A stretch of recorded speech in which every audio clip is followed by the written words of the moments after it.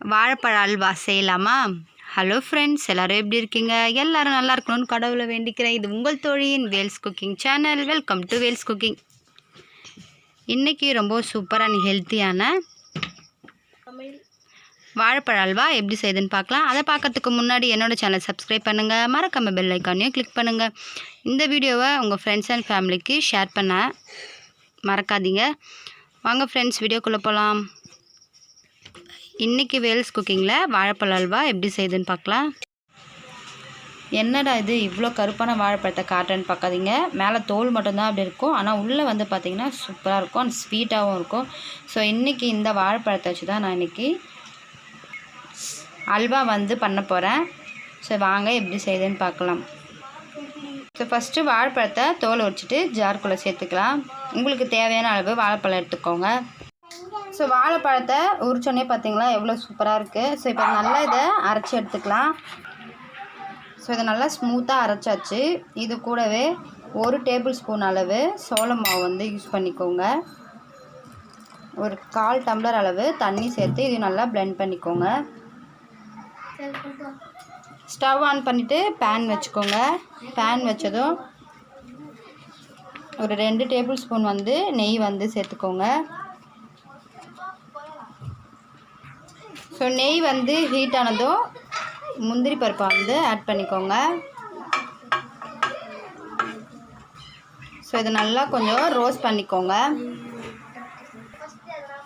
So இப்போ முந்திரியை எடுத்ததுக்கப்புறமா இந்த வாழைப்பழ பேஸ்ட்டை வந்து ஊற்றிக்கோங்க. ஸோ இதை நல்லா மிக்ஸ் பண்ணி விடுங்க. ஸோ ஓரளவுக்கு இதில் இருக்க தண்ணிலாம் வந்து சுண்டட்டும்.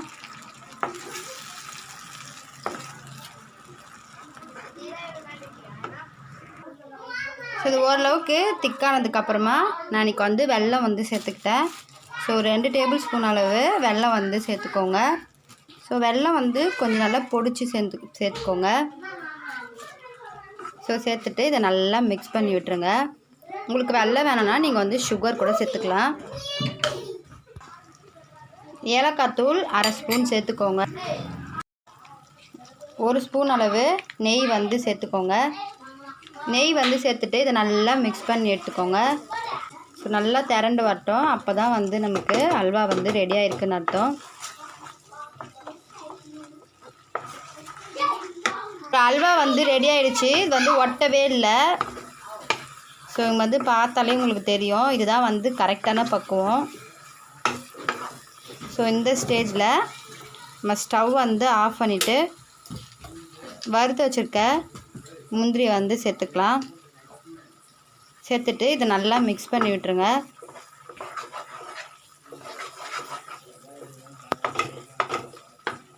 ஸோ இது வந்து ஒரு ரொம்ப சிம்பிளான மெத்தட் தான். நம்ம சேர்த்த நெய்லாம் வந்து பார்த்திங்கன்னா நல்லா வெளியே வந்திருக்கு பாருங்கள்.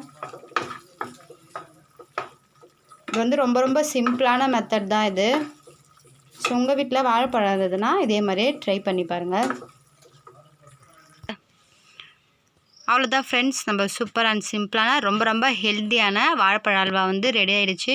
உங்கள் வீட்டில் இதே மாதிரி வாழைப்பழம் இருந்துச்சுன்னா மிஸ் பண்ணாமல் ட்ரை பண்ணி பாருங்கள். இந்த வாழைப்பழம் மட்டும் இல்லைங்க, கொஞ்சம் நல்லா கனிஞ்ச வாழைப்பழத்தில் கூட நீங்கள் வந்து ட்ரை பண்ணி பாருங்கள். ஓகே ஃப்ரெண்ட்ஸ், இந்த வீடியோ உங்களுக்கு பிடிச்சிருக்கும்னு நினைக்கிறேன்.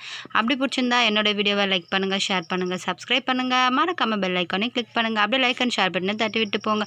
தேங்க்ஸ் ஃபார் வாட்சிங். Bye bye.